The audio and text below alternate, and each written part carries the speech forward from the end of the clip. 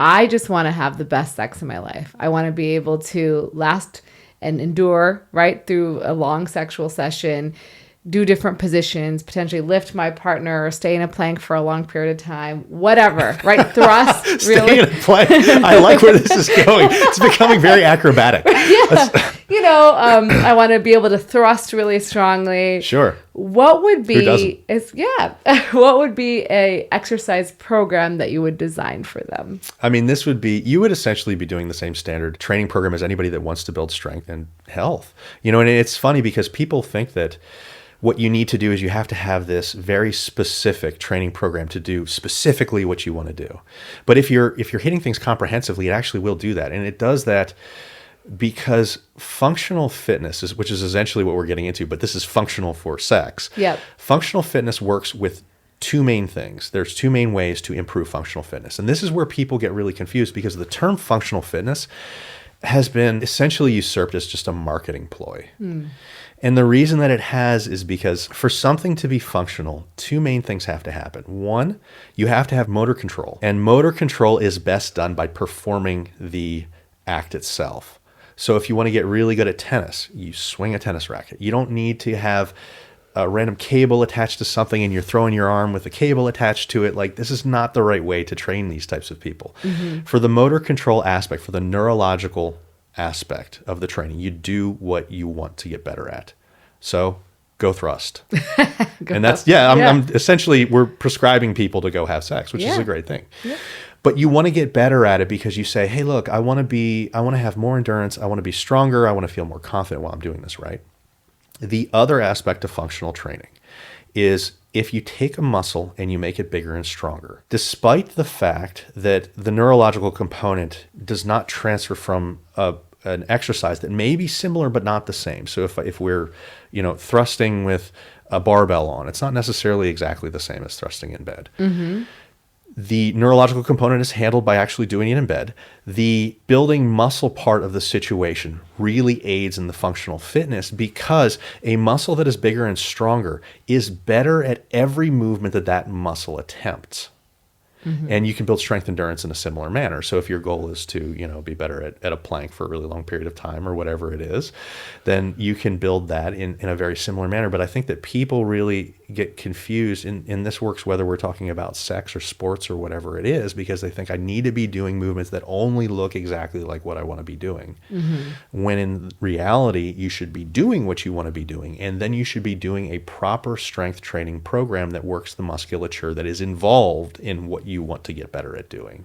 Yeah. Yeah. It's funny because you see a lot, especially on social media, you see people nonsense. doing weird exercises that no one is doing. And you're like, oh man, is that the move I should be doing? Because no one's doing that. Yeah. When in reality, like doing the standard template of exercises, like 20, 30 exercises that most commonly done are probably going to be the most bang for your buck. The bread and butter exercises are going to absolutely be what you want to do. And I've had people that have attempted to work with me, and one guy that I can think of in particular was like, I want to get better at tennis. And I'm like, okay, how much do you play tennis? And he's like, 4 days a week. I'm like, all right, well, let's build a strength training program around, working the musculature of the upper body, the core musculature, and all these types of things. And he's like, well, none of these look like a tennis swing. I'm like, you're doing hundreds of tennis swings like every week. Yeah. And you don't need to do that because that's just superfluous at this point. I don't need to teach you motor control. You're already doing it. And if you're not completely whiffing every time you go to hit the ball, you're probably pretty good at it. And so, this idea of functional training has really been usurped by marketers to sell something. And like you said, you'll see that all the time on social media, because if you can make a nonsense looking exercise and then claim it does something, and logically, if you don't really understand how functional capacity is built, it would make sense. Mm-hmm. If I want to get better at lifting furniture, maybe I should deadlift. Well, yes, the strength component of it will help quite a bit with that. And that will certainly help. But if you want to be the best at lifting furniture, you go and you lift the actual furniture, because there are a lot more stability demands from the furniture. And this is a really shitty example, but this is just goes to show, there's there's this idea that like these specific exercises will carry over to this movement that I want to do, when in reality, there's no real carryover from that motor learning of something that's different to something that's even similar. It's not the same motor learning, but you will benefit from the fact that you might be working similar musculature. But rather than trying to focus on nonsensical exercises like randomly flailing around with like a cable to, mimic a throw or mimic whatever it is, you find the bread and butter exercises that actually stimulate that muscle optimally, because then you're going to get the best return for the functional movement that you want to do, that you're also working on neurologically. Yes, I like that a lot. Where do you see, in someone who is really focused on either hypertrophy or strength, how does cardiovascular training add to that? Cardiovascular training is necessary whether you want to become better at cardiovascular training or whether you just want to build muscle and size, muscle and strength. And this is something that I post about quite a bit, because I feel like I really need to reinforce that you guys need to get out and do some cardio, and particularly higher intensity cardio, because both medium intensity cardio and higher intensity cardio will provide benefits for strength training. Higher intensity cardio seems to be a little bit better for strength and hypertrophy, just because of the fact that it tends to increase cardiovascular health and build capillary density a little bit better than some of the other forms. Now, other forms of cardio certainly have benefits, like LIST, the low intensity steady state cardio, probably burns more calories overall than some of these other forms. But if we want to talk about specifically building muscle size and strength, the more intense forms of cardio from moderate up probably make the most sense, because of their effects on mitochondria, because of their effects on capillary density, because of their effects on the cardiovascular system. But they're certainly very, very beneficial. And even people that, are straight power lifters or feel no need to have strength endurance, they're just maximal strength, will benefit from doing this type of thing. To be honest, I didn't know that cardiovascular training had benefit for specifically just muscular growth, but it does. And so I think talking to the person who's like, I hate cardio, how do you build that in? Because I hate cardio. People hate when I say this too. Cardio has never been easier than now. And cardio has never been easier than now, because we have things like Netflix, Audible, we've got Spotify, we have all of these ways to make cardio very easy.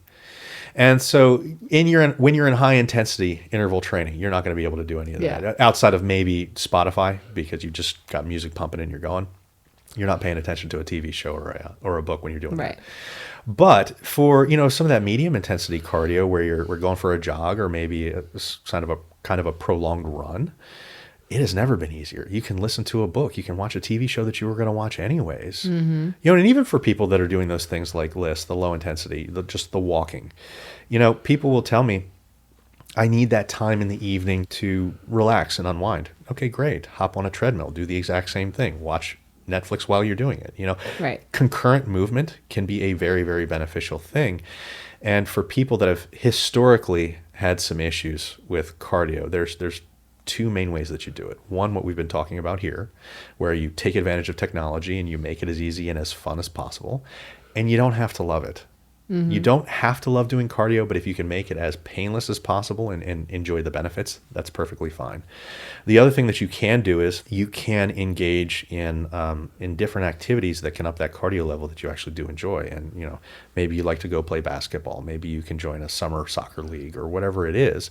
But figuring out some way to make this as enjoyable as possible, or at least as less problematic as possible to get into, is a really good thing. And understanding that there are benefits for your physique, for, strength, lean muscle building, sexual health, all those types of things can be a really good kick in the ass to be able to get to do it. Yes. Especially, we do know that actually they looked at aerobic exercise, 150 minutes a week, is as effective as like taking sildenafil for erectile dysfunction. So not surprising. You don't want to take a pill? Do some cardio. Get the blood flowing. Yeah, absolutely. So let's talk about a little bit like nitty and gritty stuff about resistance training. Sure. Tell me about mental training. Mental training is that's going to be specific to a person. Mental training is a very difficult thing to do. And it's also dependent on what you find value in and what you find challenges you. For some people, mental training, this is where you can get some benefits with things like the ice bathing that people really enjoy. You're probably not getting the recovery benefits. You're probably not getting the dopamine benefits that have been promised. But mental training can be beneficial from that.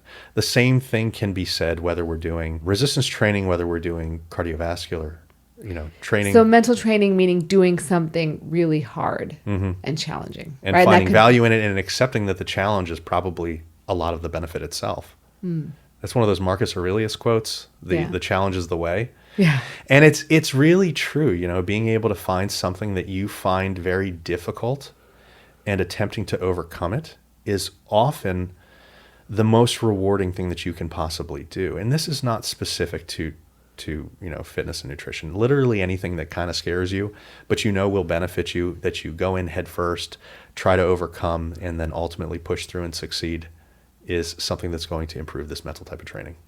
And that's going to also subsequently improve your ability to push yourself harder during resistance training.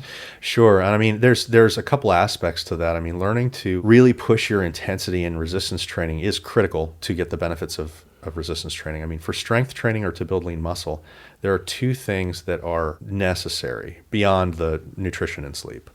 With the strength training itself, you have to have adequate intensity, you have to be working near muscular failure, and you have to have adequate volume whenever you do it. So whenever you're setting up a program or whenever a coach is setting up a program for you, these are two things that they'll really take into account. And like you're getting at here with the mental training, when we look at the research that investigates intensity and where people are with intensity, the average person is about 5 reps away from failure when they think they're at failure. And so this is a problem because when a person first starts out their first year of training, we have that thing called newbie gains that most people have heard of. You are going to have the most accelerated gains in lean muscle progress as you're ever going to have. In this period, you can be slightly farther away from muscular failure on your working sets, and you will still stimulate muscle growth. As you become more trained, that window becomes smaller and smaller and smaller. So realistically, as a person who's a beginner, you might be able to work at 3, 4, 5 reps away from failure. If you choose a weight and you take it until you can't go anymore, if you stop 3, 4, 5 reps away from what you could really accomplish, you'll still probably grow a bit. The problem is as we progress, that becomes more strict. And then over time, it becomes 0 to about 2. And so people that don't learn to really push themselves mentally and literally emotionally through these periods tend to stall out their own progress. You won't build lean muscle. You won't cause the adaptations that you're actually trying to attempt to change because the intensity isn't there and it's not teaching your body, hey, I need to adapt to be able to overcome this. So for a newbie, what is that feel like, getting 0 to 2 reps away from failure? Because I think a lot of people, myself included when I started, would work out and they're like, okay, I'm tired. Yes. And that's where a lot of people get stuck. And that's a great question. So when people typically get started, I'll tell you what I do because this is one of the things that I teach people to get through.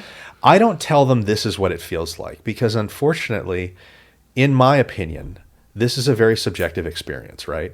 And if you grew up playing sports, if you grew up, really learning to push yourself, you might have a different idea of what that feels like. You might know how to push yourself through that discomfort. And I usually find that people that I work with that have done, high school and college sports, people that have done semi-professional work, the semi-professional athletes, they have a better idea of where their maximum ceiling is. For people that are just getting into training, you're not going to have any idea where your maximum ceiling is. And the reality is most people quit at about 80%. So what I will typically do is I will tell people, okay, here's the plan.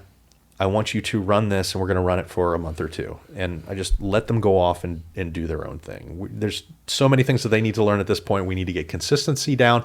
We need to get used to, a training system that they've never done before. We need to get through that period in the beginning where they're having really increased levels of delayed onset muscle soreness. And so telling a person, let's start going to failure when they're first starting out is probably a recipe for discouraging them and maybe in really rare cases, rhabdomyolysis. And so I want to preface this with this conversation because when people are first starting out and they're listening to us talk about this, I want them to give themselves a break in the beginning and just get used to doing the motions, just get used to doing the exercises.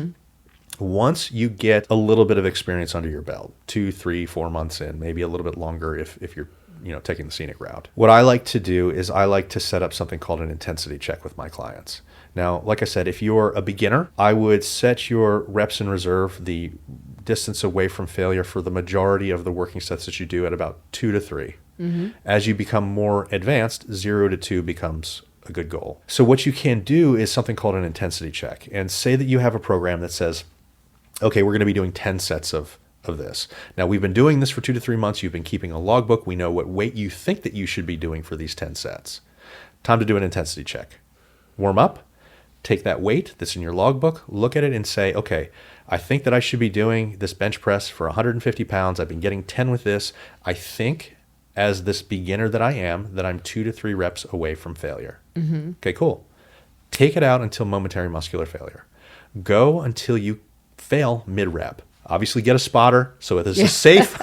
Tell them what you're going to do. Say, look, I'm intentionally taking this to a point where I'm trying to fail, where I'm going to, press up and I'm not going to get it there and it's going to start to come back down, and then help me get it off. Then write down the number of reps that you got. If we're working at 2 to 3 reps in reserve and we were getting 10, then theoretically you should be getting 12 or 13. Mm-hmm. If you get 14 or more, you've just proven to yourself that you were lifting too light.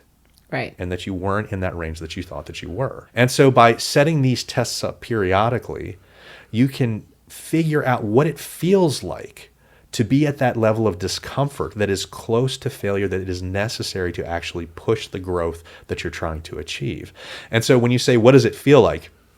I don't know. What does it feel like for you? And so that's the question that you'll never be able to explain that to a person, because it's going to feel different to a 70-year-old woman than it's going to feel to a 15-year-old boy. Right. And so by doing these tests, setting out the expectations, giving them the guidelines of, okay, look, this is where we want you working. This is what our overall plan looks like. Or you can set up your own plan and then start to use some of the guidelines that we're talking about here. And then periodically take yourself to momentary muscular failure and see where you are and then adjust accordingly. In some cases, you might find that you were lifting too much. All of a sudden, you're not lifting as much as you thought that you were. Yeah. Or maybe you just weren't being really honest with yourself when you were doing those working sets, and you had planned it for 10 reps, but you were always getting 7, and you're like, this is good enough. And that's fine if you're progressing and you're doing okay. But if you really want to dial in a program, you do these intensity checks periodically. And I recommend them probably once every 2 months, 3 months. Mm-hmm. And then you don't do it on every exercise, but you figure out, okay, well, which ones do I have my biggest question on? Which one am I unsure if I'm getting, really close to my ability? Yeah. And then take a week and do that. Take one each day. And that's usually how I do it with my clients. I'll say, okay, day 1, I want you to do this exercise. Day 2, I want you to do this exercise. Day 3, this exercise. And at the end of the week, send me an email with the exercise name, the number of reps that you got, and the weight that you used. And I'll look at it and I'll say, okay, is this in line with the programming specifics that we had? And then how do we adjust this?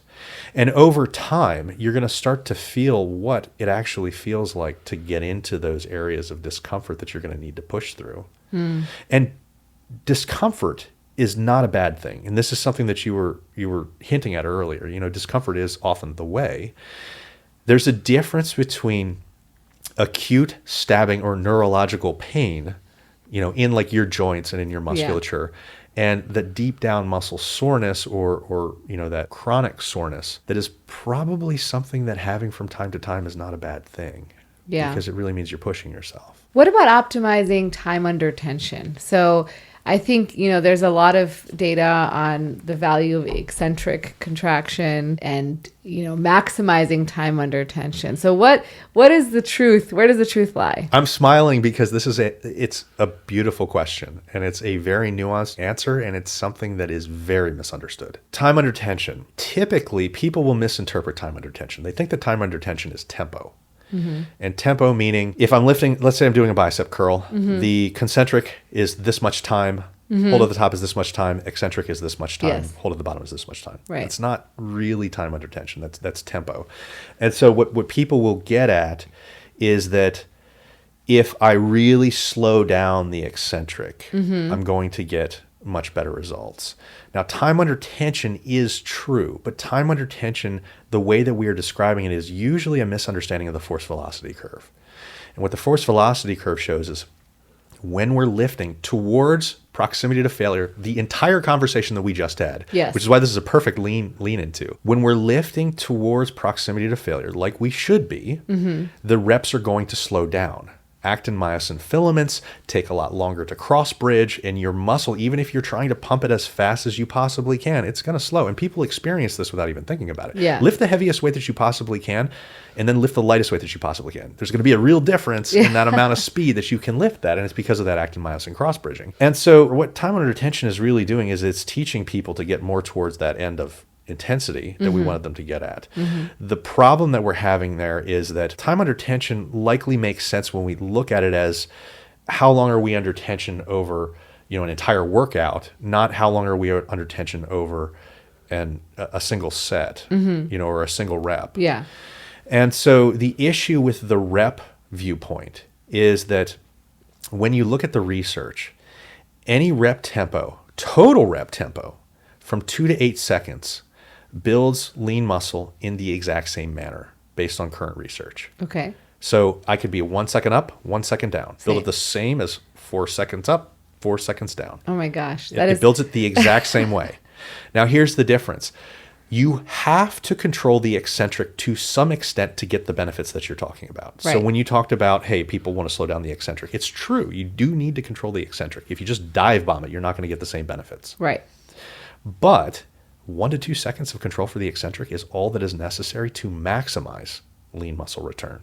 Well, I'm really glad to hear that because recently my husband has been really pushing me to slow down and I am dying. I am literally dead. So there are some instances where maybe you would slow it down. Yeah. They tend to be sports specific applications. They tend to be if you have a movement that maybe you don't feel it quite right, and maybe you're trying to learn to get into a right movement pattern, and maybe that's a way to be able to get you to slide into that movement pattern a little bit better. But it's not specifically for hypertrophy. You're doing it for other reasons. Right. Now, when you look at that the same grouping of research, if you take a time for a rep greater than 10 seconds, it's actually worse for hypertrophy. Which is why I said 2 to 8 seconds seems to be maximizing. Going more than 10, and you'll see people do these like really slow eccentrics. Yeah. And you're like, what are you doing? And they think that it's working more, and they think it logically, and it does make sense logically because it makes you more sore. Right. But see, this is why I always talk about sticking that eccentric to 1 to 2 seconds, because the longer that you go in the eccentric, yes, it makes you more sore. Soreness is not an indicator of muscle growth. And so this is where people get really confused because they'll think, well, I'm more sore, so it feels like the exercises that I did were more effective. Right. No, you've literally taken more time to make yourself more sore for the same benefits. So I guess I'm just trying to understand the scientific reason why 10 seconds would be worse than 8 seconds. I think the fatigue buildup Okay. starts to come into play. I mean, then this is me spitballing at this point, but Right. I think that the fatigue buildup starts to come into play because really, I mean, that soreness that you start to get, You probably can't get as many reps in. yeah, I think that's what it does. It affects the overall workout for the day. And so even if you're going longer and you're getting more sore, maybe your subsequent sets, you're having to go down in weight if you're going to try to stay within that same set and rep range and the same RIR, the reps in reserve, away from.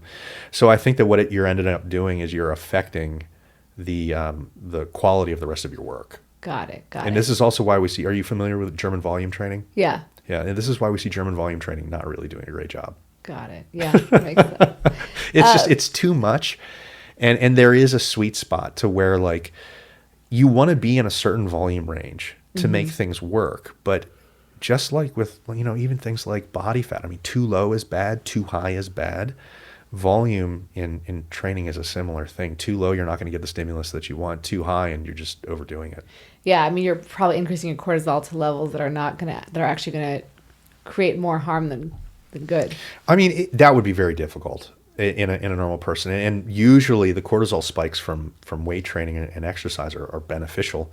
And actually, it's one of the weird things that if you look at acute hormone spikes from exercise, cortisol is more closely related to lean muscle building than even testosterone and growth hormone. So we have this whole idea of cortisol as always being a bad thing, and it's not necessarily always a bad thing, especially under the umbrella of when it's being induced by exercise itself. But to your point, it's still an unnecessary. I mean, doesn't do anything. And so you're really kind of hurting yourself from a time perspective, a soreness perspective. I mean, maybe this is good from that mental training that you're talking about. Really beat yourself up. This is that Navy SEAL training really hard. where you're really beating yourself down, and there are benefits to challenging yourself mentally, certainly. Yeah.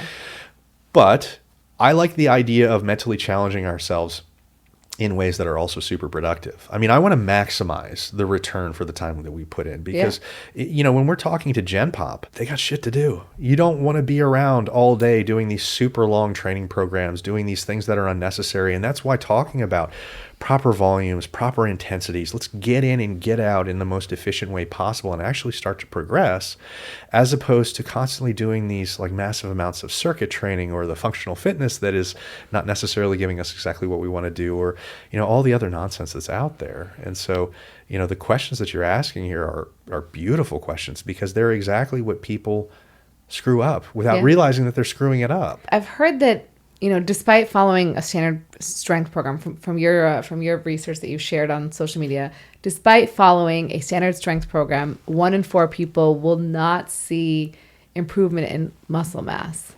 Oh, that's a lot of people. Yeah, that's the non-responders to resistance training is about 25%. 50% will experience normal growth patterns. 25% will experience very quick growth. And 25% will experience next to none. Now, it's not none, but they're still determined as non-responders. Now, they experience strength growth. It's the lean muscle building that tends to be much lower for these people. And that's a discouraging situation to be in. Can you be a non-responder in just one part of your body and other parts will gain? Like, some guys will say, I don't grow my biceps, but everything else grows really well. Or you can be. The problem with these anecdotes is that you talk to these guys and you're like, well, okay, well, how much time are you spending doing this one? And they're like, oh, it's kind of an afterthought to this, or oh, I haven't had my nutrition under control, or oh, I haven't had my sleep under control, which is a really big thing as far as lean muscle growth goes. And so you have to essentially get rid of all of these cofactors that could become problems to prevent the growth, and then assess whether or not they're actually in this 25%. So what do you do if you're in that 25% and you've dialed in your sleep, you've dialed in your nutrition? Then you actually have to up volume from the traditional recommendations that we give. When we look at the volume, if you look at the breadth of the research, it suggests that to maximize lean muscle gains, you want 10 to 20 working sets per muscle group per week. Okay. Now, it varies within that. When you look at higher volume research, there's technically nothing wrong with going higher volume. We actually see increased gains the higher volume that you go. The problem with it is you massively hit diminishing returns at about 20. Now, we just had a major systemic review come out about a month or two ago that actually said that it was about 18. But looking at all the data, I still like to say 10 to 20. But if people want to argue and say it's 10 to 18 or 12 to 18, that's fine. Sure. If another professional says that, that's fine. The problem is that diminishing return kicks in around that point. And so we're getting 97, 98% of what we're going to be getting at 20 working sets per week. This is not counting your warm-ups. And I have to emphasize that for everybody that's getting new to training and wants to start out. When you have this so-called inability to really build lean muscle mass, one of the best things that you could possibly do is up that volume. And you might be above that 10 to 20 working sets per muscle group per week. And they've shown progress in the studies as high as, I think it's 42 or 43. Wow. But the reason that I don't jump on this as a first stop answer is because if you're spending the time to do 40 sets for a muscle group in a week, I mean, you're going to be in the gym for like 3 hours a day. Yeah. And so this might not be feasible for the large majority of people simply because of the time commitment that it puts in. So what I would say is start with that 10 to 20, set up your programs however you would like to do the 10 to 20, and then go from there. But make sure that you're spending at least 6 months consistently with proper nutrition, proper sleep in play, because these are very major determinants on whether or not that this would work. And I would be willing to bet, even in these studies that suggest that it was 25%, they did not have full control over nutrition. They did not have full control over sleep. So having said that it's 25%, that's exactly what the study suggests. But reality might be a little bit different. It may be a lot lower than what that is. And maybe some of these ancillary things are the reasons that we're seeing it so high, because, I mean, how many people do you know that aren't super diligent on staying, on top of their nutrition, or particularly their sleep. Sleep is, I mean, everyone Sleep is huge. Yeah. And I mean, have you looked at the research with that? It's pretty profound how much that affects hormones, how much that affects lean muscle building, how much that affects fat loss. It's one of the most modifiable things that we have control over that people refuse to do. Yeah, every time. And I bring it up. And what actually I do is I tend to give guys a punch in the balls on it.